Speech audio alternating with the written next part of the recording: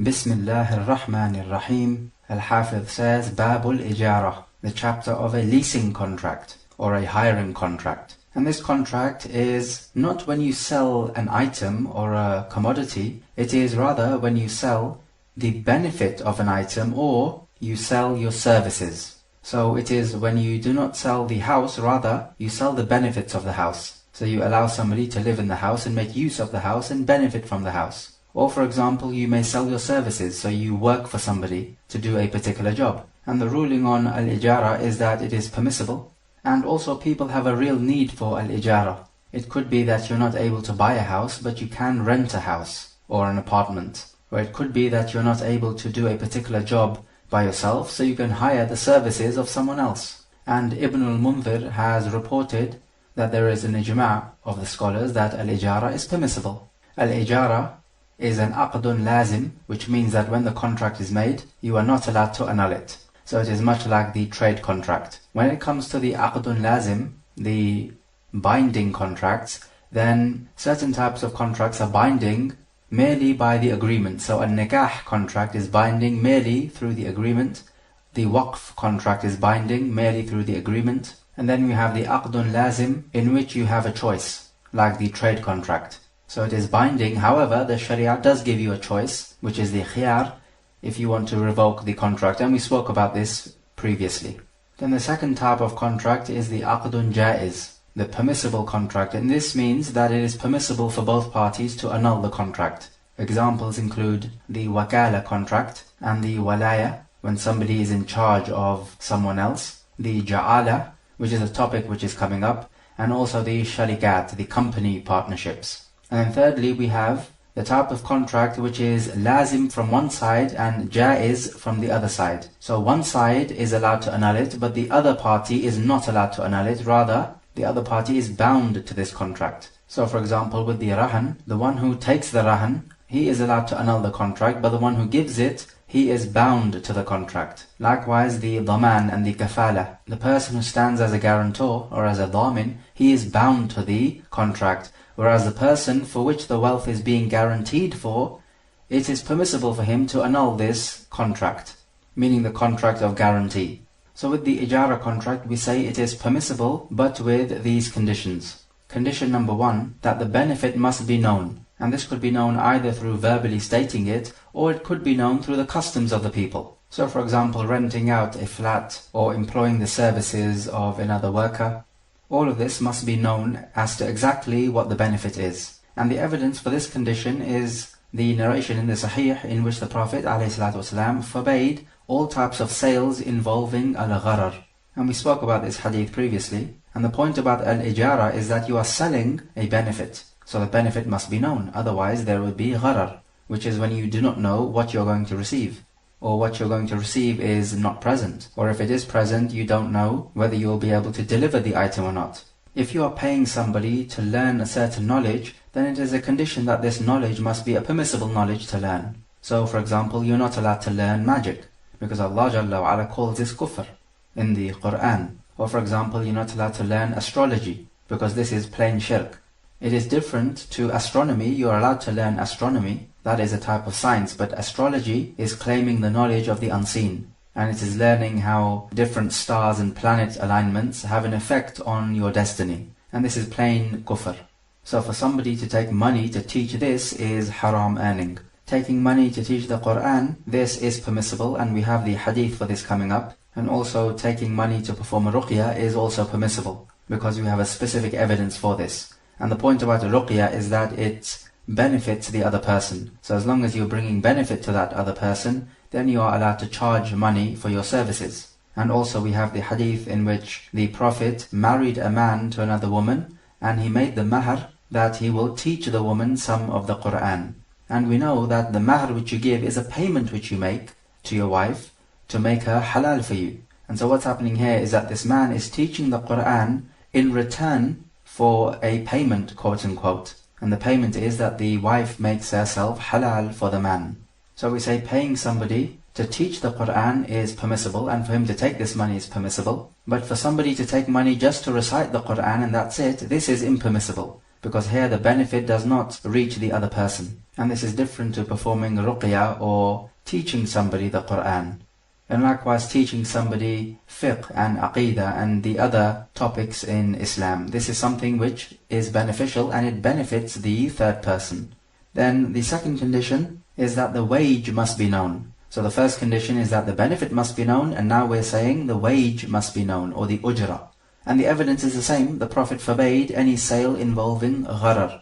So if the wage is unknown, then this involves uncertainty. And this is similar to us saying that the price of the commodity must be known in a sales contract. So if somebody says, I would like you to teach me the Quran, and I will pay you however much money I have in my pocket, this is not permissible, because he has not specified how much money he has in the pocket. And thus it becomes gambling, because it could be that the one teaching the Quran now receives much money, because the employer has much money in his pocket, or it could be he receives very little money because the employer has very little money in his pocket. So which one is it? We don't know. Therefore, this is gambling. Is it permissible to pay a woman to breastfeed your child?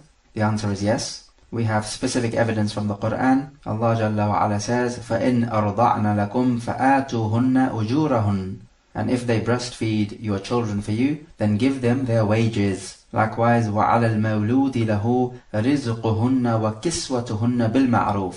And upon the father is to pay for the woman's provision and clothing in accordance with the customs. What about if a person says, I will live in your house or apartment, and the payment that I will make you is that I will fix the aspects of your house which are broken. So we say, if certain parts of the house are broken, and obviously it will cost money to fix it, and the person who wants to rent out the house, he is saying that I will live in this house, and instead of paying you the money, meaning the rent money, I will fix what is damaged in the house. Is this permissible? The answer is yes, because the damage is currently visible. So we know how much the damage will cost. So the owner of the house knows how much benefit he will be reaping in return for letting the other person stay in the house. So as long as it is known how much value he is receiving, then this is permissible and there is no gharar involved. But as for if the tenant was to say, look, let me live in your house, and if there is any damage in the house, I will repair it,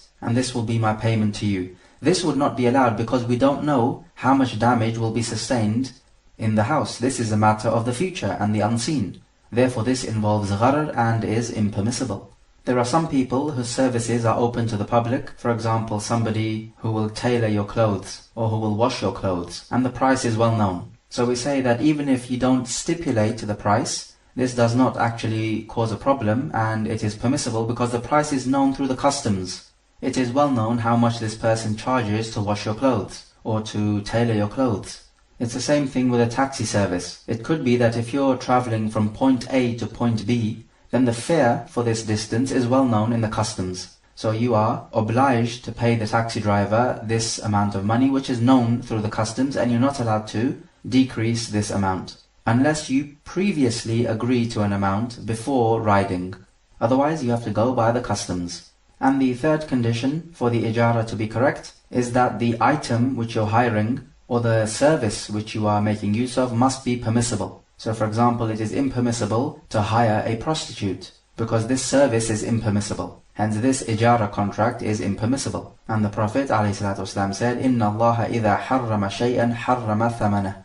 When Allah makes something haram, He makes its price haram as well. So driving a taxi is permissible if you take a person from point A to point B. However, if point B happens to be a nightclub or a pub or some other haram place, then you're actually helping this person to commit sin and transgression. Hence this ijaarah contract is impermissible. What happens in a case where a person hires the services of a prostitute and then thereafter he says that it is haram for me to pay you because the Prophet forbade the mahar or the wages given to a prostitute?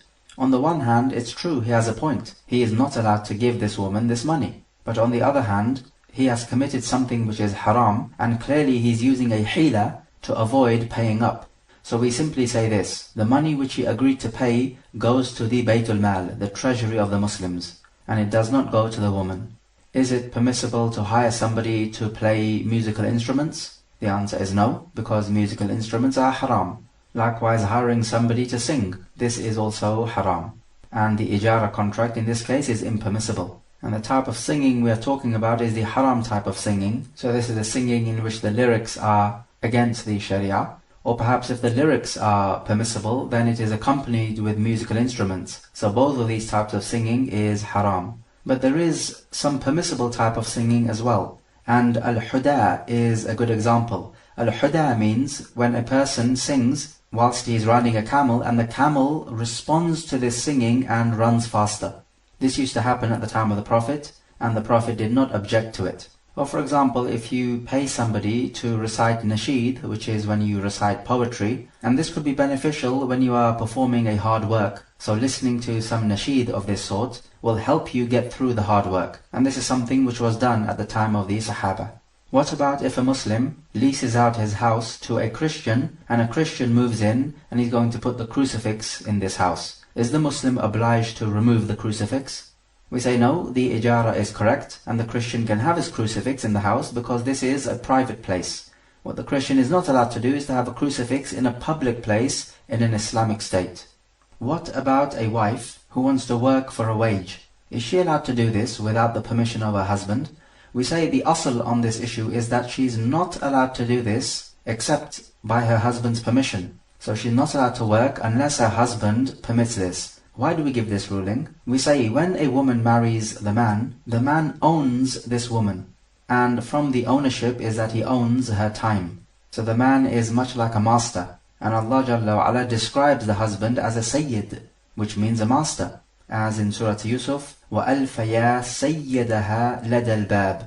And they came across her sayyid at the door. So this is the husband of the woman. Allah describes him as a sayyid, or a master. And also from the evidences that the time of the woman is owned by the husband. The Prophet saying, لا يحل لامرأة تؤمن بالله واليوم الآخر أن تصوم وزوجها شاهد إلا بإذنه. It is not halal for a woman having iman in Allah and the last day that she should fast whilst her husband is present except with his permission. And this is because if she fasts, then the husband may not be able to enjoy her, as she is not allowed to have intercourse during the fasting. This breaks the fast. This is why she needs to take the permission of the husband first. And this is from the great rights that the husband has over the wife. And so this ruling could potentially lead to marital problems. Because what if the woman is qualified to teach? And so she wants to use her knowledge and skills to teach. And she will earn a wage because of this teaching. But the husband does not allow it. So even though this woman has the knowledge and skills to benefit others and earn a wage through this, the husband is simply not allowing her, and the husband has every right not to allow her. And he can even establish evidence against her to prove that he has the right to disallow her from teaching or working to earn a wage. So we say to overcome this problem, the woman must stipulate in the marriage contract that you, the husband, will not disallow me from working in such and such a job, which is stipulated.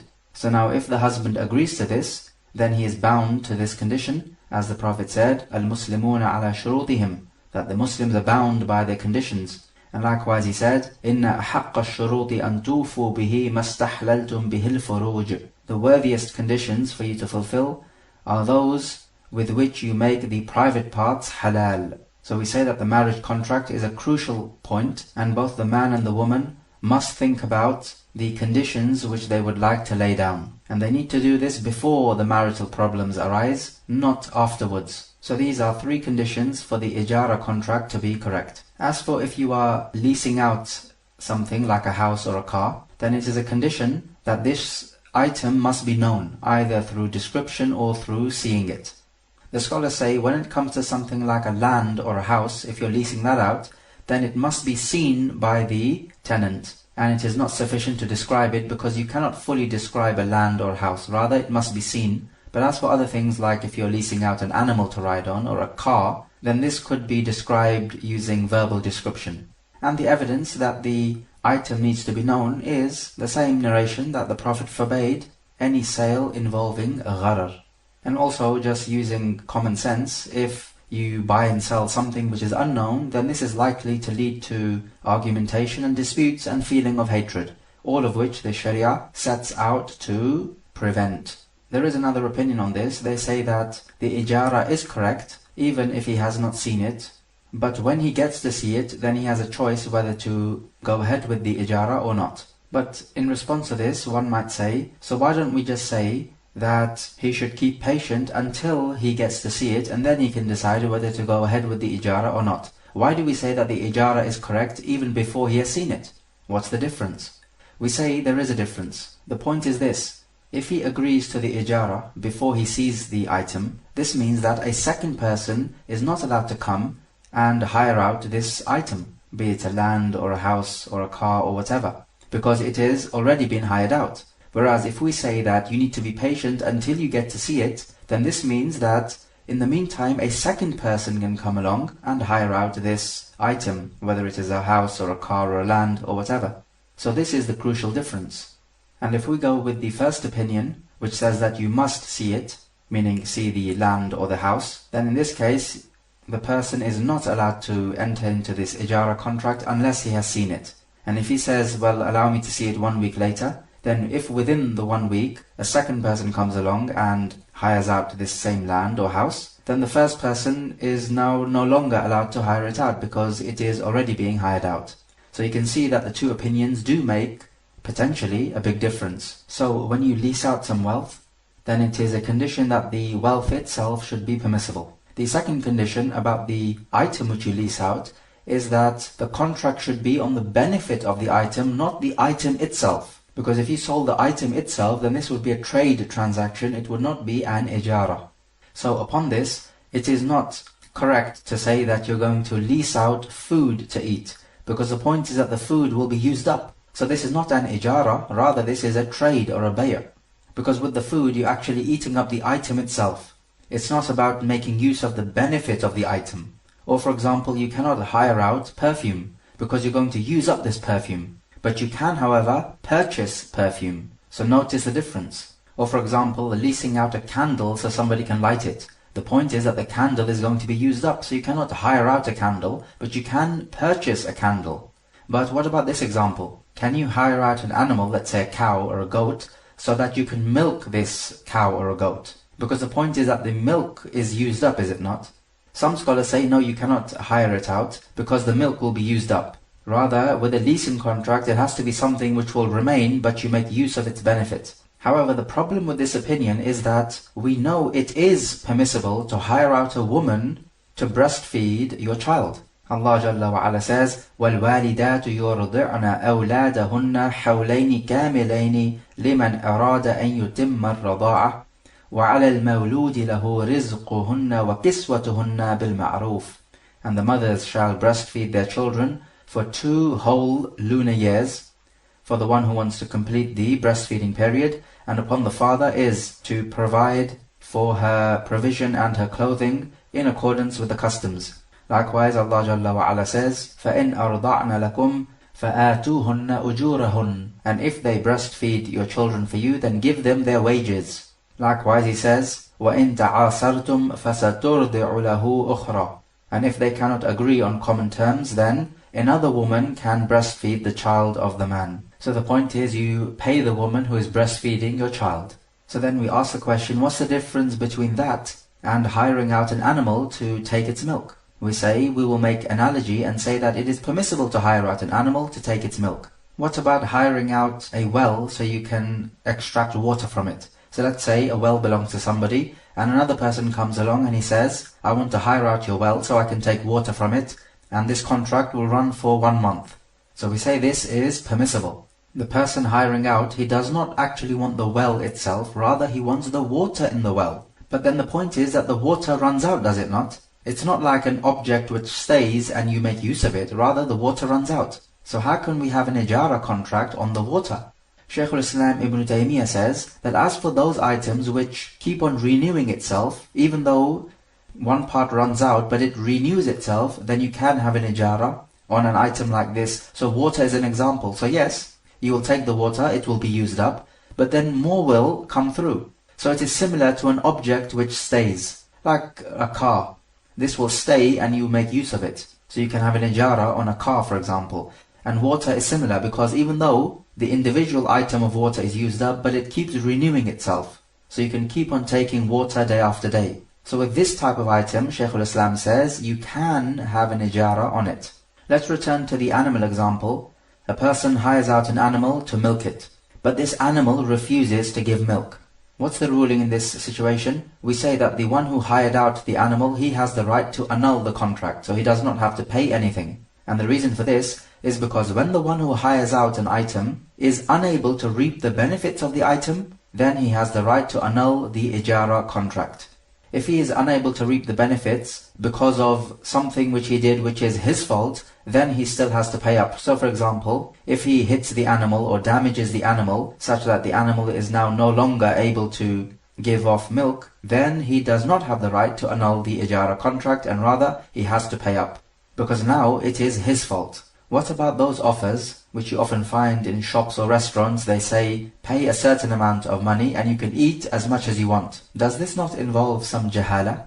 Because you don't know how much you're going to eat. We say in a case like this, even though there certainly is some jahala involved, it is not a great amount of jahala, because normally people eat roughly the same amount before they are filled up. So this is a type of jahala which we can overlook. Unless we have a situation where a certain person just eats too much, far above the average person. In a case like this, the jahala would be significant, and the owner of the restaurant or the shop needs to know about this.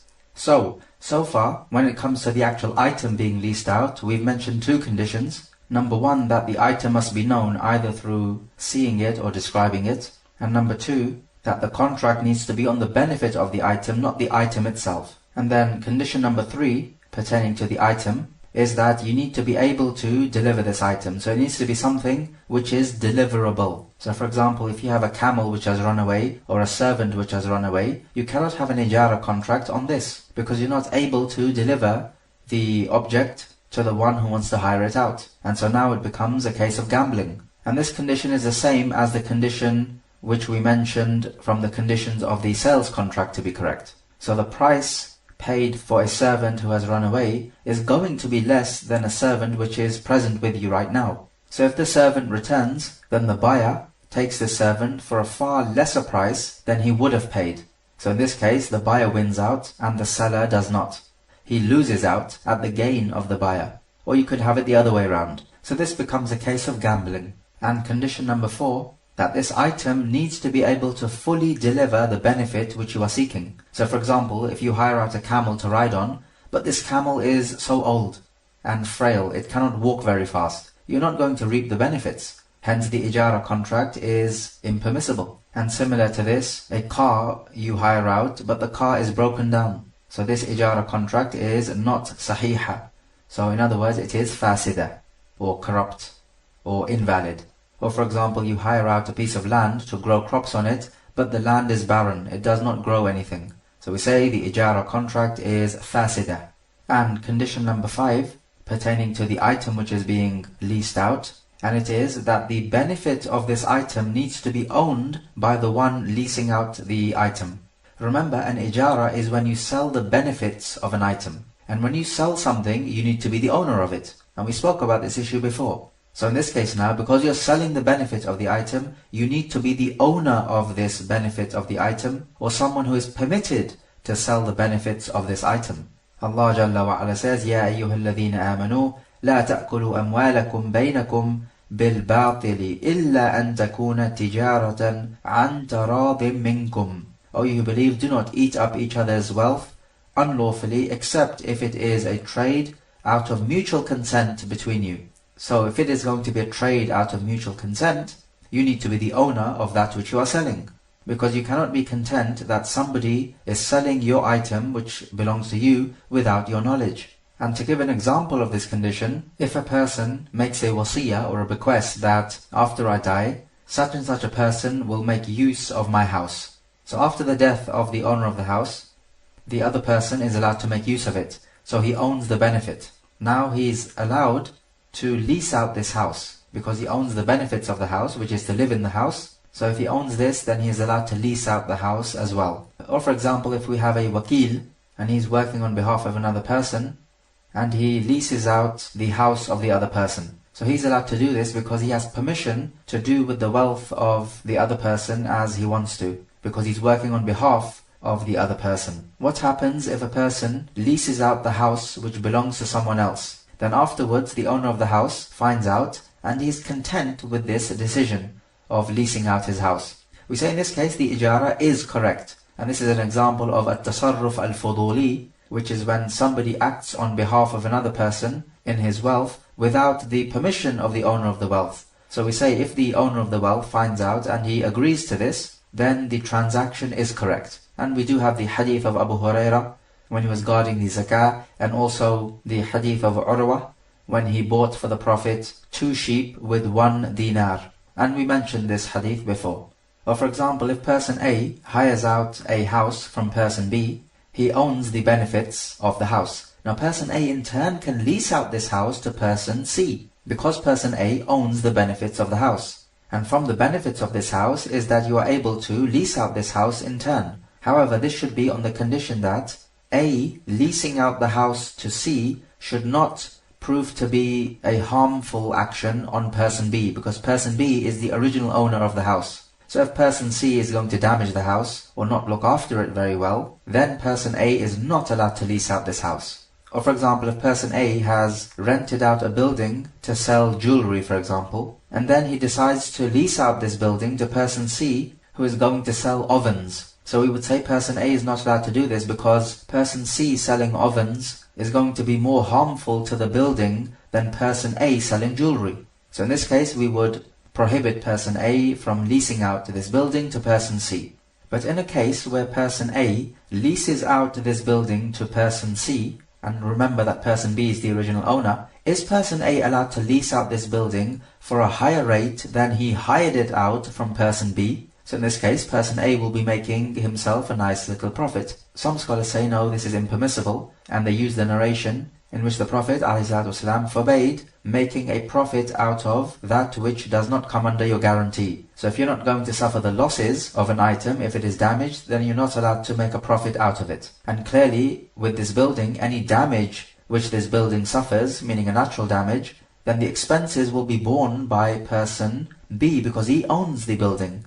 However, those scholars who say that it is permissible for person A to lease out this building for a higher rate than he hired it out, they say that this narration applies to a sales contract, not to an ijaarah contract. And this is the opinion which most people nowadays are working with, that you are allowed to lease it out to somebody else for a higher rate than what you hired it out for. What about a case where somebody gives a building as a waqf, and he says that this building will be to house the poor people? Are we allowed to lease out this building? We say yes, we are allowed to lease out this building, and any rent money which comes in will go to the poor people. Because remember that the building has been given as a waqf for the benefit of the poor people. So we say it is permissible to lease out this building, but it is not permissible to sell a waqf. So it is not permissible to sell this building. Rather, this building must be for the ones for whom it is dedicated to. So in this case, the poor people. And this is a situation which points to us the difference between a bay' and an ijaarah. And likewise with the other example about leasing it out for a rate higher than what you hired it out for, this also points to us the difference between a bay' and an ijaarah. So these are two important examples to note. What if a person leases out a house, let's say, for 10 years, and he dies after 8 years? Meaning to say the owner of the house dies after 8 years. We say the ijaarah contract still is in effect, so it is not annulled just because he has died, and the money for the rest of the 2 years will go to the inheritors of the owner of the house. So we said that if you are hiring out a house, you are in turn allowed to lease it out to somebody else. But what about the situation in which we have students of knowledge, let's say in universities, and the university supplies dormitories to them? Is the student of the university allowed to give his living quarters to somebody else or lease it out to somebody else? The answer here is that no, he's not allowed to do this because the university has given this apartment to him to live in. It has not allowed anyone other than a student of the university to live in these apartments. So this becomes like an ariyah, which we spoke about, and we said that if somebody gives you an ariyah, you are not allowed to in turn give this ariyah to somebody else. Because the original owner is only happy with you to make use of this ariyah, and is not happy with anyone else to make use of this ariyah. and the dormitories or the apartments which the university supplies is of a similar nature. If somebody leases out a house or an apartment, is he allowed to take the money in advance? So if he leases out a house for a year and the rent is £10,000 for 1 year, is he allowed to take this £10,000 at the beginning of the year? We say the answer is yes, and there is nothing to say he is not allowed to do this. When you lease out an item, it needs to be such an item that will last the whole ijaarah period. So for example, if you lease out a camel for somebody else to ride on for, let's say, 50 years, then this ijaarah is not permissible because a camel is not going to live for 50 years. Or for example, an old decrepit car, you lease it out for 20 years. It is not likely that this old car is going to run for 20 years. Yes, if it is new, then there's no problem with this, but not for an old rusty banger. If a person hires out an animal to ride on, or a car let's say, to go from point A to point B, then these points must be specified. So he cannot say, I want to hire out the car to go to a certain place, and he does not specify the place, and the owner of the car is going to charge in accordance with the distance he drives. So if the distance is unknown, then the ujrah is unknown, and therefore the ijaarah is not correct. Remember, we said that from the conditions for the ijaarah to be correct is that the ujrah, or the wage, or the rent, must be known. It's a different case where a person says, you can hire out my car for, let's say, 1 week, and you can drive however much you want. So here the distance is unknown, but this does not affect the ujrah, because now he's charging per day or per week.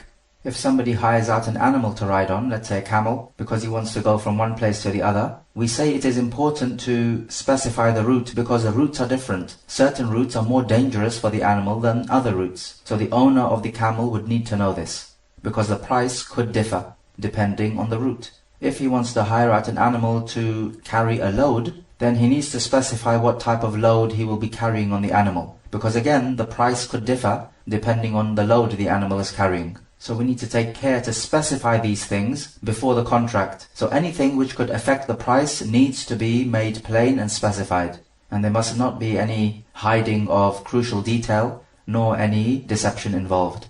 If a person is hiring out a house, then this house is an amana with this person, which means that any damage sustained in the house, without any ta'addi or tafriq on the part of the tenant, then the expenses would have to be borne by the owner of the house, not the tenant. So for example, if something gets stolen from the house, then the owner would have to replace it, unless the tenant was guilty of leaving the door open, or some kind of negligence of this sort. Then in that case, the tenant would have to bear the cost. If the tenant receives the house in a clean state, then if the house becomes messy because of the tenant's usage, then it is upon the tenant to clean the house, because the house got dirty because of him. So we say cleaning the house is the tenant's responsibility, because he made it dirty. If he received the house in a dirty state, then it is the responsibility of the owner to clean the house. And if there is any dispute as to whom the responsibility lies on, then we have to look to the customs of the people. On whom do the customs of the people say the responsibility lies on? And it needs to be known that an ijaarah is an aqdun lazim, as we said before, which means that both parties are bound to this contract, and you are not allowed to annul it. So if person A leases out his house to person B for, let's say, 1 year, and they agree to this, then for 1 year, this contract is binding upon both person A and B. So person B must deliver the wage, and person A must allow person B to live in the house for 1 year. And nobody is allowed to change their mind. What if person A now prevents person B from living in this house for the first 6 months? Then afterwards, for the next 6 months, he allows person B to live in the house. If, let's say, the rent for 1 year was £10,000, does this mean that for the last 6 months where person B lives in the house, he owes now £5,000? Because he did not live in the house for the first 6 months. We say no, actually he owes nothing. Because it could be that person B had a specific need to live in this house for the first 6 months, which person A unlawfully deprived him of. The contract was for 1 year, it was not for 6 months. So person A broke the contract, and so therefore he deserves nothing of the £10,000.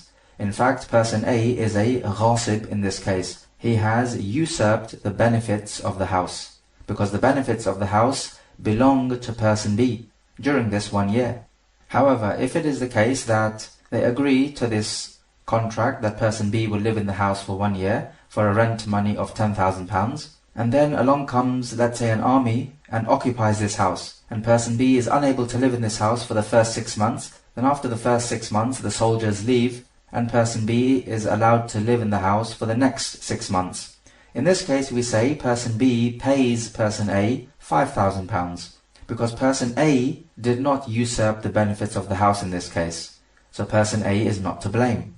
And in the case where they agree that person B will live in the house for 1 year for £10,000, and then person B refuses to live in the house for 6 months, and for the last 6 months he makes use of the house, is he now allowed to say, I'm only going to pay you £5,000 because I only lived in the house for 6 months, which is half of the appointed term? We say no, person B must pay the full £10,000 because the ijaarah is an aqdun lazim, it is a binding contract. So person B cannot just have his own way. He has to stick to the contract, and the contract said £10,000, not 5. What if the contract is for 1 year and they both agree to annul it after 6 months? In a case like this, we say that person B would pay person A £5,000, which is half of the total sum because he only lived for half of the total period.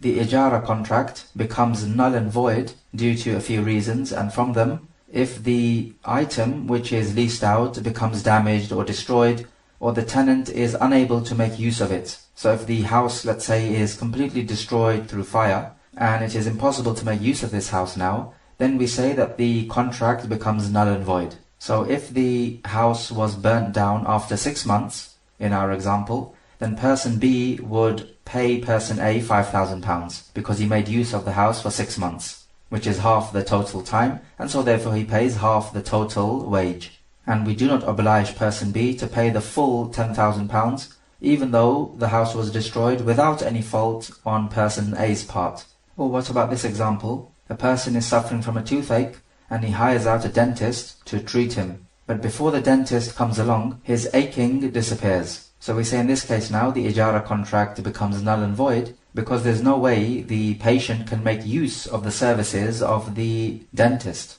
So in a case like this now, we would test the patient just to see if truly his pain has alleviated. Because it could be that he's pretending that he does not have any pain, so he does not have to pay the dentist. So we would test him by giving him some cold water. If the pain has gone, then he would not feel any pain. If the pain has not gone, then he will feel pain.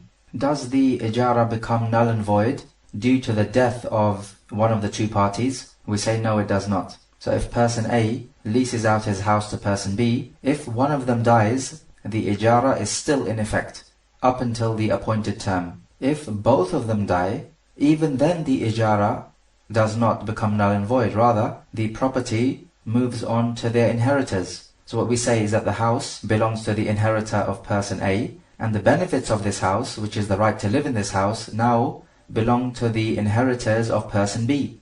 What about a situation like this? Person A has a building, let's say a shop, and person B wants to rent out this shop because he wants to sell perfume in this shop. But his perfume gets destroyed. Can person B now say that the ijaarah is null and void because he is now no longer able to make use of this shop? He does not have anything to sell. But person A might say, no, hang on a minute, you rented out this place to trade in. There's nothing stopping you from trading in this place. Just because your perfume is destroyed does not mean to say you can't trade in anything else. And neither does it mean to say that you yourself cannot put up this building for rent to another person. So therefore you still owe me the money which we agreed. So what do we say in a case like this? Some scholars say that the ijaarah contract is not null and void, and that person B in this example would still have to pay the wage to person A, and that person B can still make use of this building, either by selling something else or by putting it up for rent himself to person C.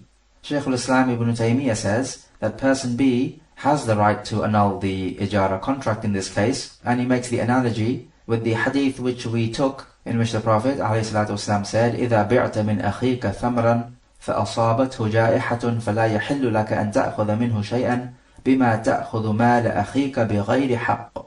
If you sell fruits to your brother, and then some calamity befalls these fruits and destroys them, then it is not halal for you to take anything from him, meaning you cannot take the price from him. Why should you take the wealth of your brother without due right? So in this case, in the hadith, you have sold a fruit tree, and of course you don't move a fruit tree, it is still there where it was originally, but the fruits belong to the buyer. Now these fruits are destroyed through natural calamity. The Prophet is saying, you, the seller, are not allowed to take the money from the buyer, because the fruits were destroyed through no fault of his own.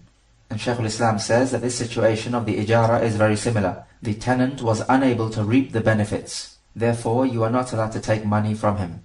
So we say that this opinion of Shaykh al-Islam is certainly strong if person A knows that person B wants to sell perfume in this shop.